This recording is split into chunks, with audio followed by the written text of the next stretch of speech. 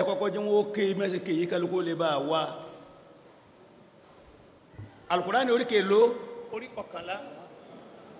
ẹsẹ̀ kíni 69 169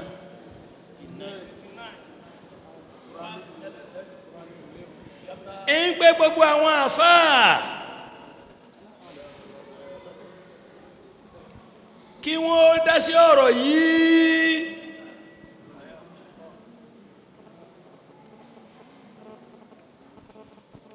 Sheikh Habibu Markaz radiyallahu ta'ala anhum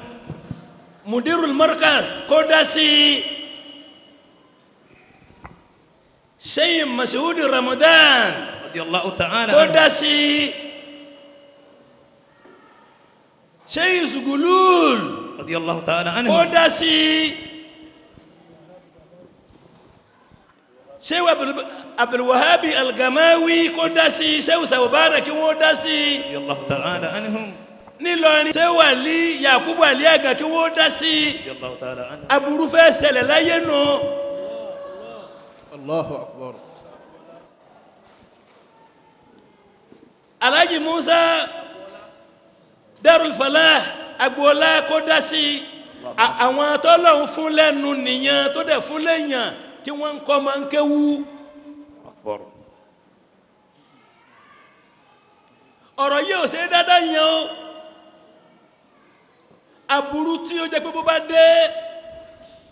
ọlọ́ni wataku fitnatan la tusibanna alladhina zalamu minkum khasata ẹ bẹ̀rù wàhálà tó jẹ́ pé tó bá dé kò ní mọ lórí àwọn tó dáálẹ̀ Allahu akbar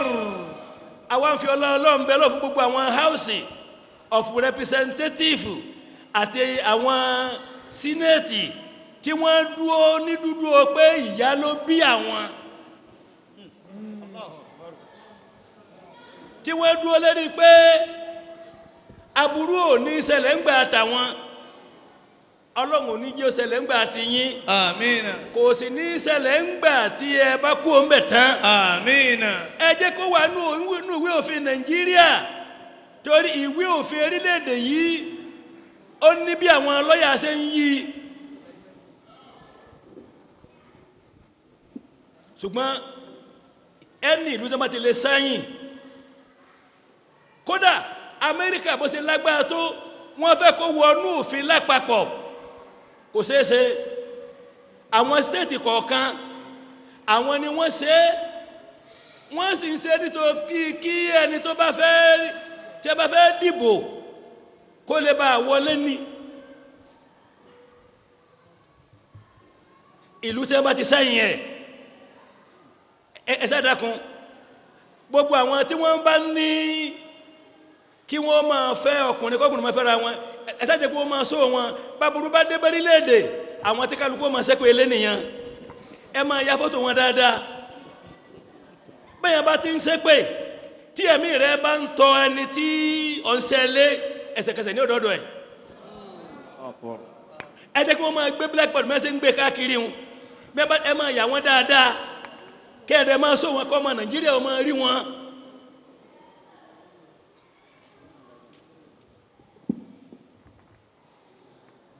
Al-Qur'ani orí 11 àyà 149 walaqad ja'ati rusuluna Ibrahima bil bushra a ní jẹ́ kí ọ̀rọ̀ wọn ó dìtàn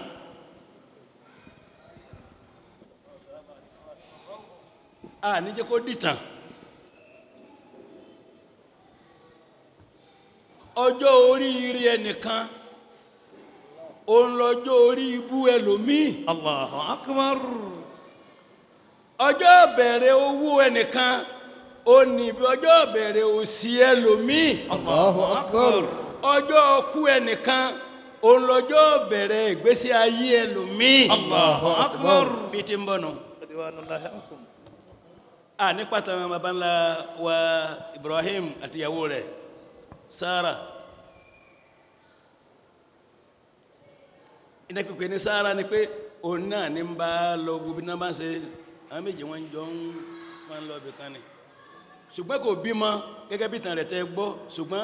akọ́kọ́ gbọ́dọ̀ ní mọ́dékálù bí tá ti wọlé sọ̀rọ̀ lẹ́yìn ọ̀pọ̀lọpọ̀ àdúà lẹ́yìn ìgbà t'Ọlọ́run ti fún baba ńlá wa Ibrahim ní Ájára tó ti bí Ismaila ó wá di ọdún 13 ó ń lọ̀rọ̀ yí wá wáyé ó ní Ọlọ́run tó wá sọ fún Ibrahim pé gbogbo àdúà tó ń ṣe mo gbà á. Allahu Akbar. wọ́n kọ́kọ́ pa ìtàn yìí ká tó wá ké kó lè bá rọrùn.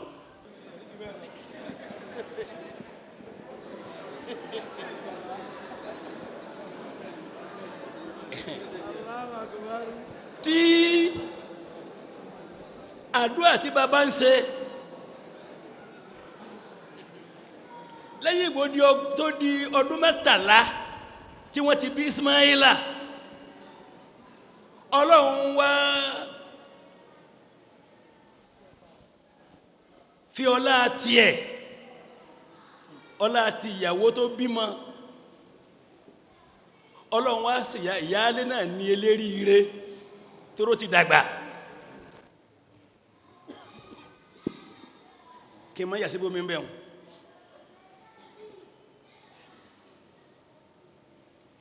ìṣesí baba ńlá wa Ibrahima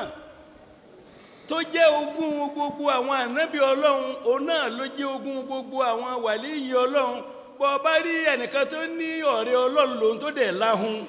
ẹkú lọ́dọ̀ ẹ̀ òpùrọ́ ni ẹni Ọlọ́run kèye láhun torí ọmọ pé owó ẹni àjò ni ó dọ́dọ̀ rẹ̀ ńlọbò míì ó gbọ́dọ̀ make sure pé nígbà tó kú lọ́dọ̀ rẹ̀ ibi tó lọ ibi tínú rẹ̀ dùn sí ni bọ́ bá lówó lọ́wọ́ tó ná síbi tó dáa ó padà wá ná síbi tínú rẹ̀ ò ní dùn. Allahu Akbar. baba ńlá wa Ibrahim máa ń gbàlejò ó sì máa ń pa ẹran gbogbo kásẹ̀tì yìí láti ṣe sínú kínní ó máa ń ṣe oúnjẹ sílé lérí sí ẹ̀ kò sálejò tí ó débẹ̀ tí ò ní jí ó jẹun irú ẹ̀ ló wá ṣẹlẹ̀ níjọ́ tí àwọn màláíkà wá ó ń bẹ ní Khalil Ànábì Lútù yìí ọmọ ọ̀dọ̀ Ànábì Ibrahim ni ọ̀dọ̀ ẹ̀ ló gbé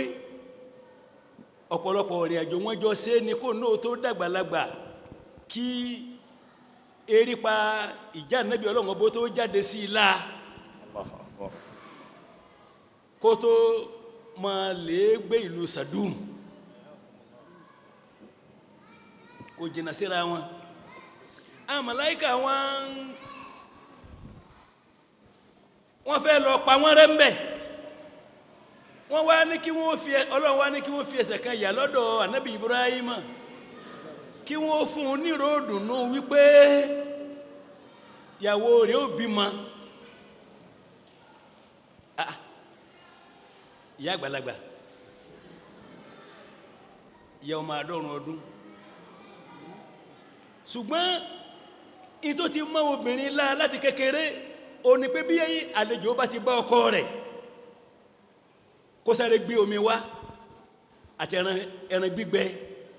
tí wọ́n ó jẹ ó ti mọ́ ìyá ńlá bẹ́ẹ̀ náà ni wọ́n ń ṣe bẹ́ẹ̀ ni àwọn àlejò yìí jòkó kí wọ́n tó jòkó tẹ́ ìyá ti gbé omi dé àti wàrà tí wọ́n mú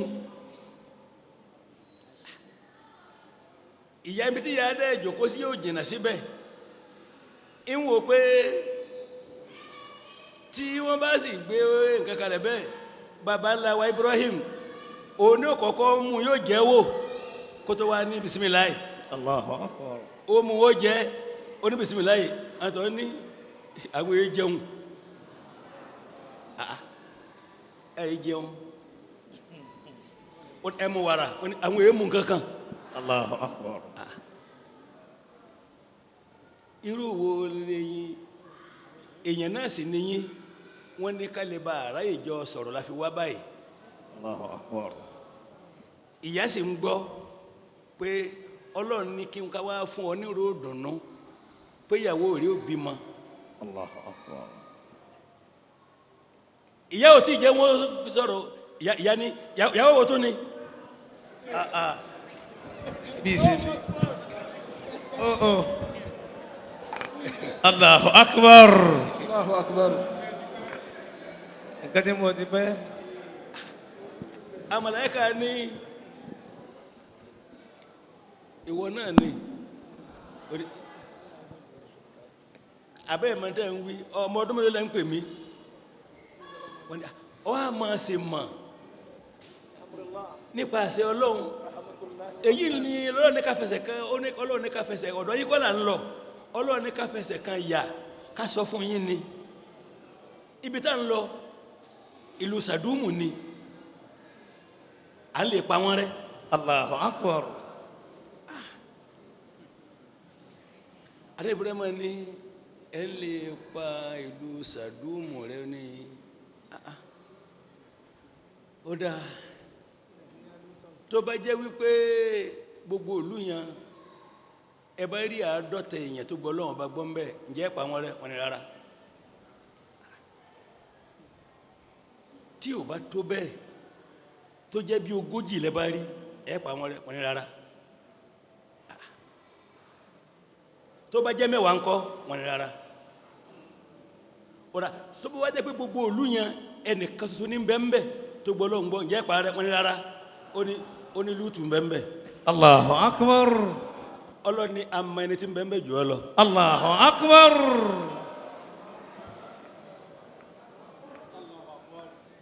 àwọn màláíkà ní ó sọ̀rọ̀ Lútù fún wa màláíkà Ọlọ́run ní wa gbàgbé ń pẹ́ àdéhùn ní tí ò ṣe yẹ inú Búrẹ́mà ń dùn wípé ìyá àgbàlagbà ó bímọ inú rẹ̀ ń bàjẹ́ wípé àbúrò òun yóò parẹ́ Allahu níbẹ̀ akbar. ní ò bá rí wọn mọ́ ṣé èèyàn máa ń ṣàlejò jáde èèyàn àlejò tí bá ń fẹsẹ̀ rìn àwọn tá à ń wí dà àwọn tó ń ti dóhùn Allahu akbar. ọlọ́mọ fún wa níyàwó burúkú Amina. ẹ̀yin obìnrin náà ọlọ́mọ fún lọ́kọ burúkú Amina. torí gbogbo ẹ̀ ló ń wà láyé nísìn ṣùgbọ́n mo fẹ́ káwọn èèyàn gbọ́rọ̀ ẹ̀ lágbọ́wọ́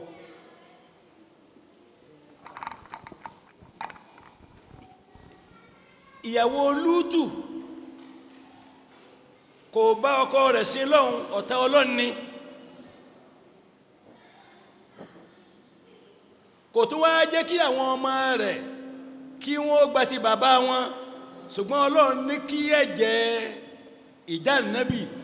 kó ṣiṣẹ́ lára àwọn ọmọ ìyàwó yìí ó ní ń bẹ pẹ̀lú gbogbo àwọn ọkùnrin tí ń bọ́kùnrin ṣe pọ̀ àwọn tí wọ́n wá jẹ́ ìjọ Ànábì Lútù tí wọ́n ti rí pẹ̀lú ẹ̀ ó wá jẹ́ kí wọ́n fẹ́ ti ara ti ẹ̀ṣẹ̀ Ànábì Lútù ó wá ṣe mítìnì pẹ̀lú àwọn géè tó lórúkọ tí wọ́n ń pè wọ́n nìyẹn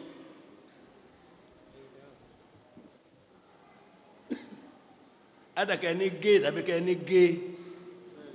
bákan náà ni wípé bí àlejò bá ọkọ Ànábì Lútù sì ní ń gbàlejò jù torí òjíṣẹ́ Ọlọ́run ni ìyàwó rẹ̀ wá bá wọn ṣe àlẹ́káwà ní pé bí àlejò wá dé wá bá yín n ò ní máa wá sọ fún yín mọ́ n ó máa dáná síta bẹ́ẹ̀ bá ti lè rí èéfín tó bá ti lè rú jáde ẹ gbà pé àlejò ọkùnrin ti dé sílé wa nù ẹ máa bọ̀ Allahu akbar. àtìgbà tí wọ́n ti jọ ṣàdéhùn àwọn àlejò wá wọn Ọlọ́run sí ẹsẹ̀ gbogbo àlejò ó fi dijọ́ tí àwọn màláíkà dé bí àwọn màláíkà ti dé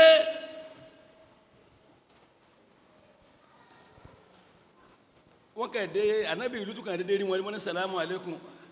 wọ́n ní wọ́n alékún sàlámù kọ́ mọ́ mú kàrò àlàáfíà kọ́ máa bẹ́yìn rírí yìí ó rú yẹn lójú gbólẹ́gbà wọlé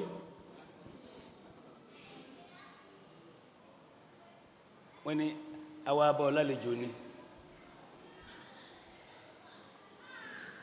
ọ̀ọ́sẹ̀ wá lálejò ọ̀ọ́sẹ̀ lálejò bàbá ti sàlejò jẹ́ ká máa sọ̀rọ̀ náà ọ̀rọ̀ tá a sọ ọ̀rọ̀ ń bẹ tá a sọ afẹ́ béèrè ọ̀rọ̀ nípa Ọlọ́run lọ́wọ́ rẹ̀ ní títí dòru Ànábì Lútù ní ìlú wa yìí ṣòro toró mọ̀ pé àwọn Arábí ń bọ̀ ó wá fẹ́ dọ́gbọ́n pé ẹ̀sọ̀ tẹ́ bá sọ kí lè bá yọ̀ wọ́n ní àwa ń bí dòru ni ó ní kìí dá kéyìn ó dòru nígbà míì àwọn ní àwọ́ dòru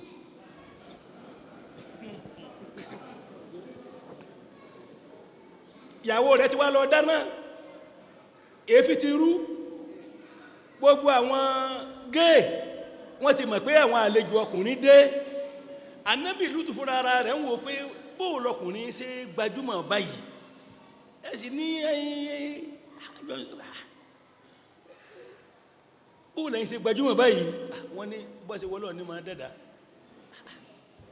àwọn ọkùnrin tí ò dá tó báyìí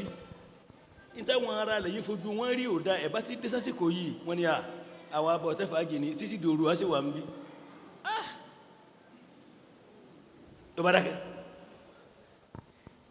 gbàtí yóò fi tó bí aago méje alẹ́ àwọn aráàlú ti dé tí ọ̀pọ̀lọpọ̀ ń pọnú lápé Lútù ìwọ lọ gbárù àwọn ilé ìlàlejò àwọn náà wọ́n gba àwọn náà lálejò lónìí Allahu akbar Lútù ní mo fi Ọlọ́run bẹ̀ yín ẹ̀dàkùn má ṣe bẹ́ẹ̀ wọ́n ní tí ma ń fàjà lọ fẹ́ ṣe ń wò ma ń fà bọ́ ọjà ṣe irú àwọn àlejò irú àwọn gbajúmọ̀ yóò wá lọ́rẹ̀ wọ́n wà máa lọ lásán ká má tọ́ wọn wò ó ní eléyìí tẹ́ ń ṣe yìí kò bófin Ọlọ́run mu laysa minkum rajulun rashidu kò kúkú sẹ́ni tẹ́rì rẹ̀ pé nú yín ni wọ́n ni nígbà àdàbá kí wọ́n mọ́lẹ̀ ọmọ pẹ̀rẹ̀ wá pé ó wá ní mo sọ fún yín awòláyè bànáàtì bẹ́ẹ̀ bá ti ẹ̀fẹ́ fẹ́yàwó mo ní àwọn ọmọ lẹ́yìn náà àwọn Súfí ní bànáàtì tó lò wọ́n ní ọmọ ti ẹnìkan kọ́ ló lò pé gbogbo iye ọmọbìnrin tí ń bẹ nínú ìlú èmi ní bàbá gbogbo wọn ayakumullah húnà àti ẹrùlẹ̀kún pé ọmọbìnrin wo lẹ́nàwọ́ sí nílùú yìí tí wọ́n láwọn ò fẹ́ yín wọ́n ní kò sí tó kàn pẹ̀lú ọmọbìnrin kan ọmọbìnrin kan ọ̀dá àwọn eléyìí yìí ojú wọn ò rí nǹkan lálẹ́ yìí Allahu akbar Ànábì Lútù ó ń délé bá wọn àwọn màláíkà àwọn bẹ nínú ilé wọ́n gbà tó di pé wàhálà tó di pé ń fẹ́ pẹ́ ó ní kí wọ́n dúó ó wá padà wá àwọn màláíkà wá ní ẹ̀yìn àwọn wẹ́lẹ́jọ́ ń fa kíní bẹ̀rún ó ní ìlú yìí bọ́lọ̀ ń ṣe dálú yìí gbogbo àwọn eléyìí nǹkan báyìí ni wọ́n ń ṣe wọ́n ní àwátá jòkó yìí màláíkà ni wá Allahu akbar Lútù ní màláíkà látàná láti jọ ń sọ̀rọ̀ abájọ́ tí ẹgbóúnjẹ fún yẹ ẹjẹ ẹgbómi fún yẹ ẹmú tó kílẹ̀ wá fẹ́ ṣe wọ́n náà wá palẹ̀ yìí rẹ̀ ni Lútù ẹwà ṣe kíni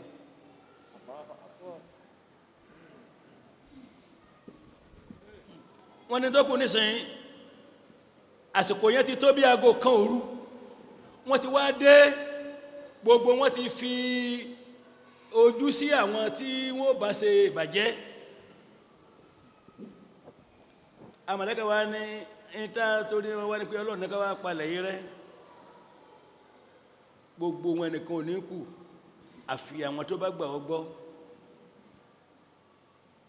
kódà mọ̀ídùhún àṣubúhù píparẹ́ wọn déédé àsìkò bí aago 5 dájí ó ní parẹ́ wọn ní ọkùnrin tí ń bá ọkùnrin ṣe pọ̀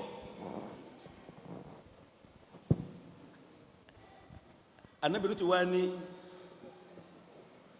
pa ìlú ẹlẹ́lágo 5 àwa sì ń bẹ ń bí lágo 3 a lè ṣàṣubú bí kọ̀rí ibi àṣùbá àti débò ọ̀nà wọlá àgbà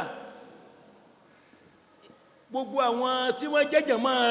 Ànábì Lútù àwọn náà ti dé láti wá jà pé gbogbo tó bá gbà pé wọ́n ní bá àwọn ará bí ṣe nǹkankan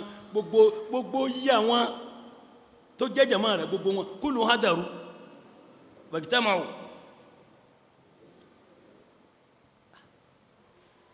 Lútù bá ní bóòlá wá sí wọ́n ní sọ fún wọn bẹ́ẹ̀ ṣe wàyí náà ní kẹ́ jáde ṣùgbọ́n májẹ̀mú ni pé bẹ́ẹ̀ bá jáde ẹnìkan ò gbọ́dọ̀ wẹ̀yìn illa mura'ataka àyàfìyàwó rẹ tí ó wẹ̀yìn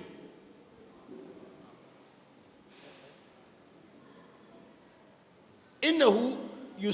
yusibuha ma asabahum ohun tó bá ṣe wọ́n ó ṣe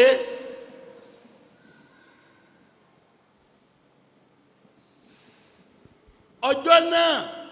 ni Ọlọ́run kọ́kọ́ rọ òkúta láti sánmà rí Allahu akbar fún àwọn làwátù ní àwọn gay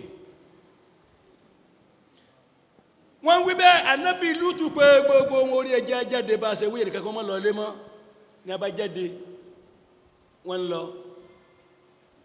ní ìkẹbí ọgọ́ 3 òru ni wọ́n kó ń lù pátápátá pàtàmà tó kẹbí ọgọ́ 4 gbogbo sánmọ̀ pọ́n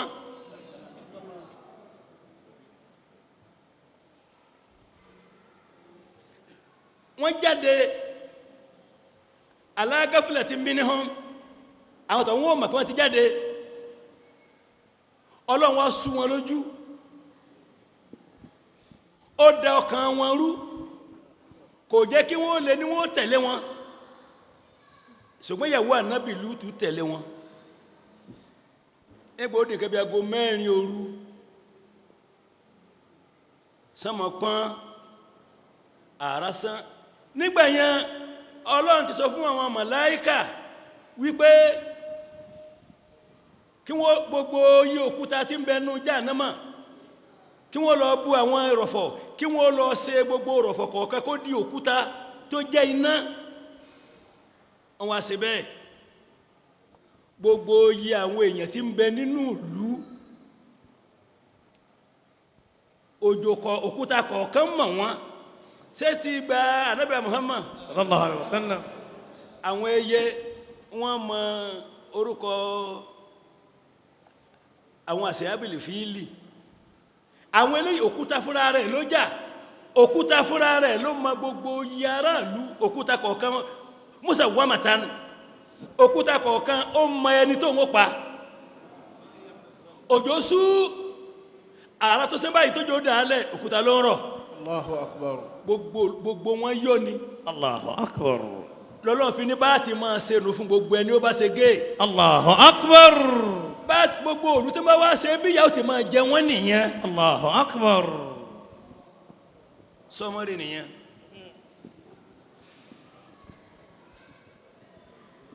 sọmọ́rì nìyẹn Allahu ẹ wá padà nù Kùránì nìyẹn ẹ máa wá ké lọ́kọ̀ọ̀kan bí wọ́n bá ké kan kó wá káyà kan kó wọ́n ké kan ولقد جاءت رسلنا إبراهيم بالبشرى àwọn màláíkà wọ lọ bá Ànábì Ibrahima pẹ̀lú ìró pé ìyàwó rẹ̀ ó bímọ قالوا سلاما wọ́n ní àlàáfíà kó máa bá wọ bàbá àgbàlagbà yìí قال سلام فما لبث أن جاء بعجل حنيذ àwọn màláíkà ní sàlámùn òun náà ní sàlámùn àlàáfíà kó máa bẹ́yìn náà kò tí ẹ̀ jẹ́ wọ́n jòkó tó fi ní kí wọ́n lọ gbé ẹran dídí wá wà máa labisa anja bí ìjìlì kò jẹ́ wọ́n jòkó tó fi gbé ẹran dídí wá ó yá. فلما رأى أيديهم لا تصل إليه نكرهم. nígbà tí ànábì Ibrahim wò pé a gbé ẹran kalẹ̀ ẹran tí ó ń ta sẹ́sán ó yẹ kí wọ́n mo ti mú kan bẹ̀ mo jẹ́ wò wọ́n ń wò wọn ò jẹ́ ó rí pé wọn ò tiẹ̀ rò pé àwọn ò náwó sí ẹran tó gbé kalẹ̀. وأوجز منهم خيفة. ẹ̀rù rẹ̀ wá bẹ̀rẹ̀ sí í bà ẹ̀rù àwọn màláíkà bẹ̀rẹ̀ àwọn tó jókòó ẹ̀rù rẹ̀ bẹ̀rẹ̀ sí í bà Ibrahim pé n ò ṣàlejò rí kí n gbóúnjẹ lẹ̀ kí wọ́n fàbùkù kàn mí. قالوا لا تخف. wọ́n wá ní bàbá a rí i pé òun páyà mọ́ páyà. إنا أرسلنا إلى قوم لوط. à ń lọ ọ̀dọ̀ ànábì Lútù ní ọlọ́kàn ní káyà ká dùn wọnú ni ká sì lọ bọ òun níjẹ́ pàwọn èèyàn rẹ̀ ó parẹ́. Allah. Wa mura'atuhu qa'imatun fadahikati. ìyàwó rẹ̀ tó gbé ẹran kalẹ̀ kò tí ì lọ jìnnà ó gbọ́ pọ́n ní yóò bímọ ó rẹ̀ ní mọ́sí ní ìyàwó wo ni yóò bímọ. Fabasharnaha bi Ishaqa. níjọ́ náà ni a wá fún Ibrahim nírò wípé yóò bí Ishaqa ọ̀rọ̀ náà jẹ́ bẹ́ẹ̀ ọ̀rọ̀ tẹ ní òní rí bẹ́ẹ̀ padà jẹ́ bẹ́ẹ̀. Wa min wara'i Ishaqa Yaquba. kódà bọ́ ọba bí Isiaka tán Isiaka ó tún bí Yakuba eléyìí ni ló yí àwọn èèyàn lọ́wọ́ ni wọ́n fi rò wípé Isiaka ṣe bí Ismaila kọ́ ló bí Yakuba Ismaila ti ń bẹ tiẹ̀ pẹ̀lú láyé tiẹ̀ tí ò papọ̀ mọ́tẹ́nìkan òun la fi ṣe àwọn Lárúbáwá lẹ̀ Isiaka ìwọ ọ̀yá tí ń ṣe mà má ṣe mà ọ́ bí ọmọ Isiaka ni ó máa jẹ́ kódà Isiaka náà ọmọ tí ó tó ní ó tún bí Yakuba ni kò papọ̀ mọ́ ti Ismaila. حياكم الله. قالت يا ويلتى أألد. ìyá wa ní irú èèmọ̀ burúkú wọlé yìí àlídù ǹjẹ́ èmi àtún bímọ láyé yìí. وأنا عجوز máa kí lọ وهذا بعلي شيخا. èmi àlídù ǹjẹ́ èmi àtún bímọ. ana àjúsù mo ti darúgbó lẹ́yìn arúgbó mo ti darú ná. wàhálà báàlì ọkọ mi ní kíni. شيخا. ó ti di ogbó ti dàgbà. إن هذا لشيء عجيب. n wò lọ́lọ́run ò lè ṣe òṣùpọ̀ tó bá ṣe á tó máa ka bíbí ma tèmi náà kún àwọn àjáyébà tọ́lọ̀ ti ń ṣe é bọ̀. Qalu atajabina min amrillah. ẹ máa gbọ́ ṣé Sárátà ṣé ànábì Ọlọ́run ọba ni tí fi ń gbọ́rọ̀ màláíkà. Allahu akbar. torí ọ̀rọ̀ ànábì Yakuba kọ́ nìyẹn ọ̀rọ̀ Ibrahim kọ́ nìyẹn. ìyá ní sọ̀rọ̀ pé àlídù ǹjẹ́ èmi àtún bímọ. ana àjúsù mo ti darúgbó wá fẹ́ bàálí ṣẹ́yìká bàálí tí ó jẹ́ kẹ́ ẹ mọ̀ pé Ìlọrin èdè ìpìlẹ̀ ni wọ́n á ní baálé mi ọkọ mi ó ní baálé nìyẹn. Allahu akbar. أحياكم الله. ẹ̀yin obìnrin bẹ́ẹ̀ fẹ́ yí ọkọ yín sí ẹ pé ní baálé mi ọkọ mi. Allahu akbar. èdè àyẹ́sí àlùkùránì ni. Allahu akbar. kìí ṣe sí tí àwọn obìnrin ń pè ọkọ rẹ̀ ní Mr. kẹ́nìkan kò sínú ètò Ọlọ́run obìnrin pọn ọkọ rẹ̀ léni. ìyá àgbàlagbà ìyá ọmọ àádọ́rùn ọdún ó ní àjúsù èmi ti dàgbà afẹ́ bàálí ó lò ó ṣe ìdọ́fà ṣe pé eléyìí ọkọ mi ni tó bá pé bá fẹ́ wí baálé ní òwì ṣùgbọ́n pé ọkọ mi yẹn olójẹ́ kó wọ́ nísàlẹ̀ pé bàálí baálé olórúkọ pé ọkọ ṣùgbọ́n ọkọ mi bàálí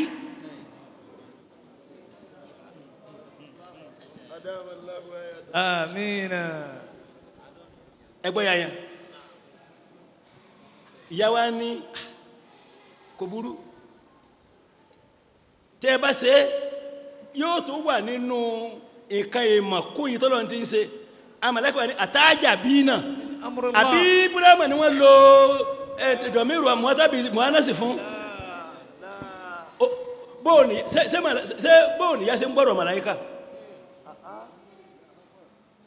ẹ̀dẹ̀ ní kò sí jìnlẹ̀ àtàjà bí náà tó bá jẹ́ pé Ibrahim ni àwọn màláíkà wọ́n ni àtàjà أمر الله. wọ́n ni àtàjà min amrillah àtàjà bí ìwọ ìyá yìí ìwọ àmà ṣe mọ̀ níbi àṣẹ tọ́lọ̀ ń ti pa رحمة الله وبركاته عليكم. torí bẹ́ẹ̀ ìwọ àtọkọ rẹ àti àwọn ọmọ méjì àtàrọ ọmọdọ́mọta wí àlàáfíà ọlọ́kọ́ ma báyìí الله أكبر. àwọn lọ إنه حميد مجيد. ọlọ́run lọ bẹ́yìn ọlọ́run lọ bá tó tóbi tí gbé ẹni ó bá wù tóbi الله فلما ذهب عن إبراهيم الروع nígbàtí ìbẹ̀rù wá kú lọ́kàn baba ńlá wa Ibrahima وجاءته البشرى nígbàtí dùn rẹ̀ ti dùn pé ìyàwó rẹ̀ ó bímọ òun náà sì ni òun ó lè ṣe nǹkan náà tí yóò dọmọ يجادلنا في قوم لوط ó wá bẹ̀rẹ̀ sí máa bá wọn ṣe fàǹfà nípa ọ̀rọ̀ náà pẹ̀tọ́ ìbò lẹ́sẹ̀ pẹ́ lọ lẹ́ẹ̀kan náà الله أكبر ló wá ń bèèrè pé ẹlẹ́n lọ sàdúmù tó bá jẹ́ pé àádọ́ta èèyàn ló bá gbọ́ lọ́n bá gbogbo olú yẹn pa wọn rẹ̀ wọn ni lá in kana arba'un wọn ni lá in kana sab'a wọn ni lá in kana salasa wọn ni lá in kana wahidi wọn ni lá fiya Lutu الله أكبر ẹ̀hẹ́n إن إبراهيم لحليم هواه ọlọ́ni منيب pẹ̀pẹ̀ babaláwa Ibrahim wallahi ní sùúrù ni Allah.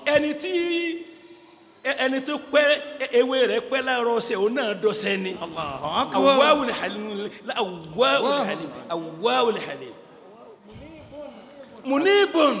kò ó wọ ọ̀dọ̀ Ọlọ́run ọba kò ráyè kó ń bẹ̀ mọ́ الله أكبر. عليه الصلاة والسلام يا إبراهيم Ọlọ́run wá pé أعرض عن هذا. Ọlọ́ni wo ìpínlẹ̀ mọ̀ fi àwọn màláíkà alẹ́ jẹ́ wọn máa lọ tí wọ́n má dààmú wọn wọ́n ti ṣe tiẹ̀ fi wọ́n jẹ́ wọn lọ síbi tí wọ́n ń lọ إنه قد جاء أمر ربك. àṣẹ Ọlọ́run ti dé ohun tó ń bá wọn sọ nípa Lútù yẹn àrídíánsá fi àwọn ọ̀rẹ́ rẹ̀ lẹ̀ jẹ́ wọn máa lọ tí wọn ojú ń tì wọn ò lè fi ọ́lẹ̀ ni má jẹ́ wọn máa lọ tí wọn. الله. وإنه آتي عذاب غير مردود.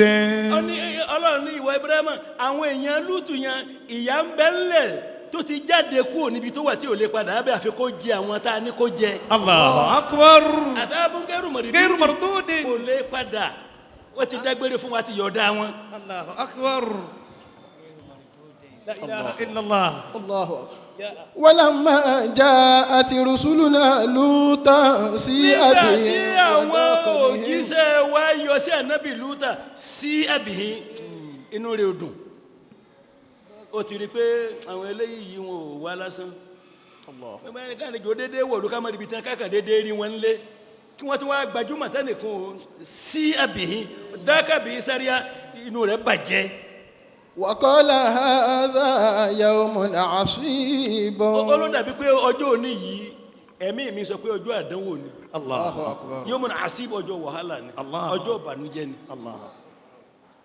وجاءه قومه يرون إليه. ìyàwó rẹ̀ ti lọ dáná gbogbo àwọn géè wọ́n ti lọ pèrè àwọn wọn ti ń bọ̀ yúhùrọ̀ òun náà إليه. wọ́n ń sáré èmi ni ó kọ́kọ́ mú ìtí mo fẹ́ èmi ni ó wo ìtí mo fẹ́ èmi ni ó kọ́kọ́ ṣe yatasabaquna ومن قبل كانوا يعملون سيئات. wọ́n ti pẹ́nu sí aburú wọn ò mọ̀ pé aburú kan lè yẹn ẹ̀rẹ́ pé fẹ̀rẹ̀ gbajúmọ̀ alhamdulillah ẹ̀rẹ́ pé tuntun ni pé mo pè yín ìjọ mo pè yín ìjọ mi Allahu akbar mo pè yín ìjọ mi Allahumma hadi qaumi fa innahu la ya'lamun sẹ́ni pé wọn ò tí ì gbà ń gbà yẹn hayakumullah ọ̀rọ̀ yín ò yé yín ango yíbọ̀ sallallahu Allahumma hadi qaumi fa innahu la ya'lamun ọlọ́run fi ọ̀nà ma àwọn ìjọ mi yìí wọn ò tí ì mọ̀ ni Allah láyà làmúná wọn kò tí ì yé wọn ni Allahu akbar kò sọ pé àwọn ìjọ ànábì ò pé mo pè yín ìjọ rí ẹ̀yin ìjọ mi qala ya qaumi ànábì ìlú táwa ni mo pé gbogbo ẹ̀yin ìjọ haula'i banati gbogbo yí ọmọbìnrin tí ń bẹ nínú ìlú yìí èmi ni bàbá wọn hunna atharu lakum àwọn ni wọ́n mọ́ ni wọ́n dá fún yín pé kẹ́ ẹ bá ṣe pọ̀ kẹ́ ẹ fẹ́ fattaqullaha ẹ páyà ọlọ́run wala tughzuni fi dayfi ẹ dákun ta ló lè sọ èbó tí ó kún lẹ́nu ẹni tí ó lè sọ èbó tí èbó rẹ̀ ó kún lẹ́nu tí ó tu nítorí afẹ́ kó tu ní èdè èbó ṣùgbọ́n lẹ́ni tí ó lè sọ ńláńlá rẹ̀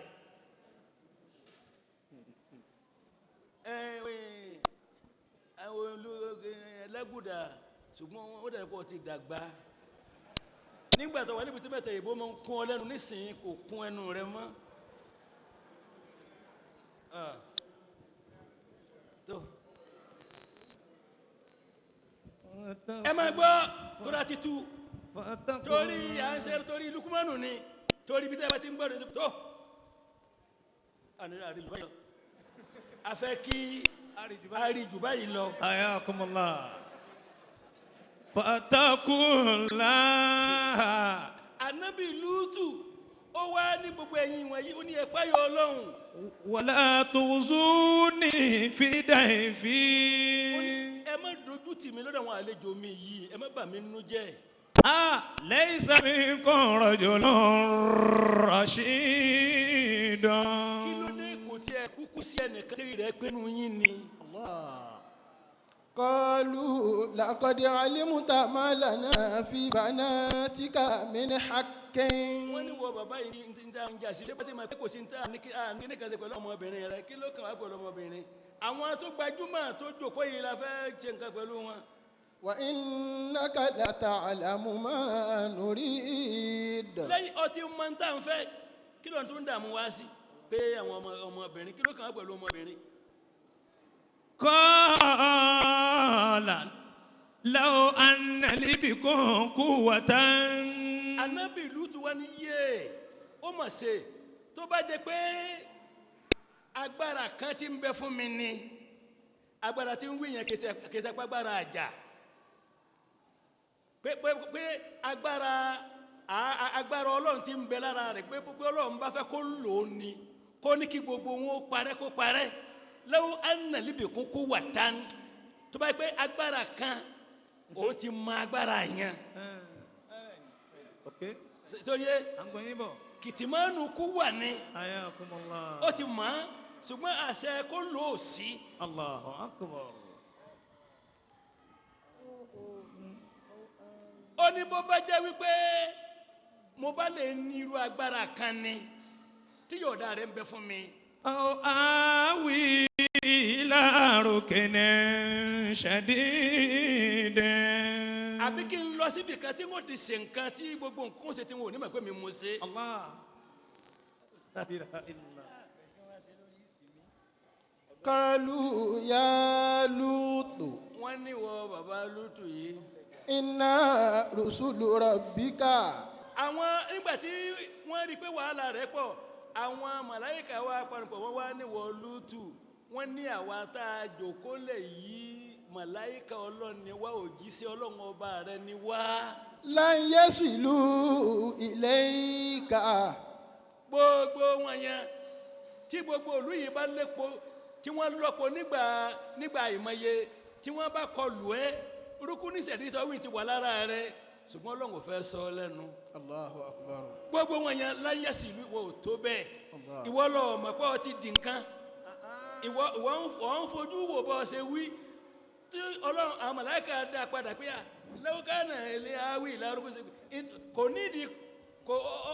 Ọlọ́run ti wà lára ẹ̀ ṣùgbọ́n Ọlọ́run ọba ò fẹ́ sọ ọ́ lẹ́nu pé ìwọ lọ pa àwọn èèyàn rẹ rẹ́ أكبر láyé sí ìlú wọn Ọlọ́run àwọn màláíkà ní gbogbo wọn yìí ò tó bẹ́ẹ̀ àwa mọ̀ ìwọ lọ mọ̀. Allah. فأسر بأهلك بقطع من الليل. torí bẹ́ẹ̀ tí òru bá ti bora díẹ̀ tóru bá bora díẹ̀ ìwọ jáde kó ń lò torí Ọlọ́run ò fẹ́ kó jẹ́ pé ìwọ lọ pa wọn rẹ́ kó má gba ẹnu tàpọ̀ pa àwọn èèyàn rẹ́. Allah. ولا يلتفت منكم أحد إلا امرأتك. ẹnìkan ò ní lè wẹ̀yìn ẹnìkan ò ní wẹ̀yìn àbí ẹnìkan ò gbọ́dọ̀ wẹ̀yìn àfìyàwó rẹ̀ bí ò fẹ́ wò ó á yí ọrùn ẹ̀ yóò wo ẹ̀yìn ẹni ó bá wo ẹ̀yìn wò jàngbọ̀n. Allah. إنه مصيبها ما أصابهم. dájúdájú ìyàwó rẹ̀ yẹn ohun tó ṣe lérí burúkú aráàlú ni ó ṣe ìyàwó lérí burúkú náà. الله إن موعدهم الصبح. má ṣe wàhálà o àdéhùn gbogbo tá a wí yìí kò kọjá أليس àṣùbà ni àlìkáwà ni píparẹ́ wọn àsìkò àṣùbà ni. أليس الصبح بقريب. anábìrì tí wá ní nǹkan ńlá ó ṣẹlẹ̀ lásùbà làwa sì ń bẹ nínú ìlú lásìkò òsìn kí ló tẹ̀ ẹ̀ ti sọ látàná. الله الله أكبر. فلما جاء أمرنا nígbà tí àṣẹ àwọn Ọlọ́run dé جعلنا عاليها سافلها لا إله إلا الله Ọlọ́run kọ́kọ́ ṣe àwọn nǹkan torí wọ́n ga لا إله إلا الله. sẹ́yìn pé ẹ̀kú máa sì ga tẹ́lẹ̀ mi tó dópin sí sẹ́mi pé sóró tún wá wà ń bẹ̀ àbí òní sóró oníṣòro. èyí tí ó jẹ́ pé tó bá dúó tí ọwọ́ rẹ̀ ń ṣe tí ń kẹrí sóró lásìkò yẹn òní kò jẹ́rẹ́ ìgbà náà. الله أكبر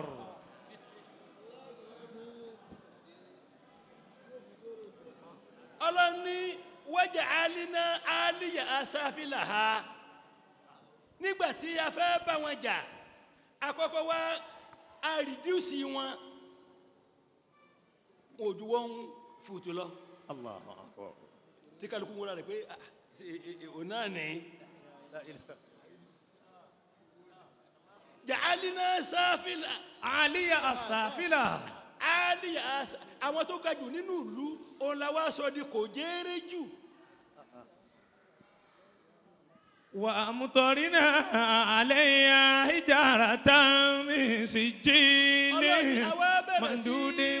àmọ̀tẹ́rìnà àlẹ́ ìjára tẹ́mi ń sìgì àwa bẹ̀rẹ̀ sí máa rọ òkúta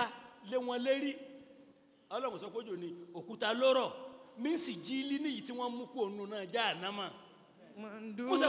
musa mandudi ní rírọ̀ àrọ̀dáwọ́dúó mútarataba مسومة عند ربك musawamatan inda rabbika tí orúkọ ẹnì kọ̀ọ̀kan tí yóò parẹ́ sì ti wá sí ọ̀dọ̀ òkúta látọ̀dọ̀ Ọlọ́run. الله وما هي من الظالمين ببعيد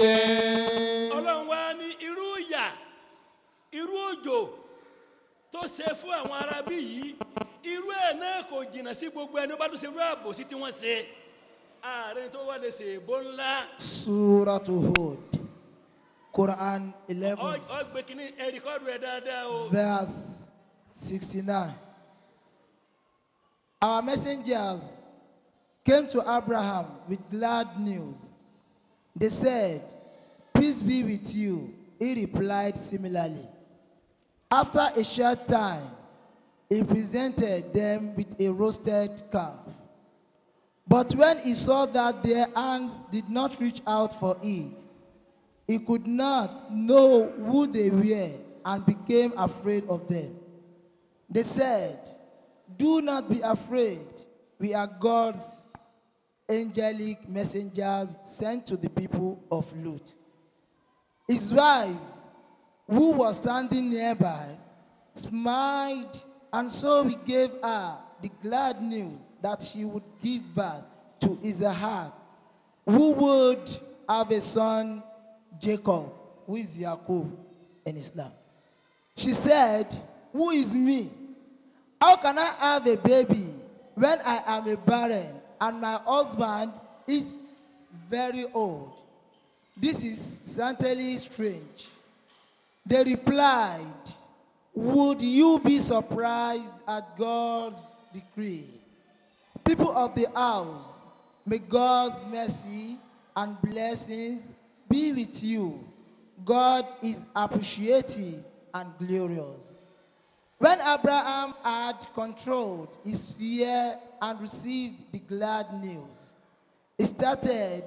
to plead with us for the people of Lut. Abraham was certainly a forbearing, compassionate, and tender-hearted person. We said, "Abraham, avoid asking us questions. Your Lord's decree has already been issued, and an inevitable torment will strike these people." When our messengers came to Lut, he became sorrowful and felt totally helpless. He said, "This is indeed a distressful day." His people, who had constantly indulged in evil deeds, came running to him. He said, "My people, here are my pure daughters. Have fear of God and do not humiliate me before my guests. Is there no person of understanding among you?" They said, "You certainly know that we have no right to your daughters, and you know what we want." He said, "Who would I had the power to overcome you or could seek strong protection?" Our messenger said, "Lut, we are the messengers of your Lord. They will never will suffer. Their appointed time will come at dawn, surely down, and not far away. When our decree came to pass, we turned the town upside down and showered onto it lumps of baked clay. Marked by your Lord, such a punishment is not far away from the unjust people."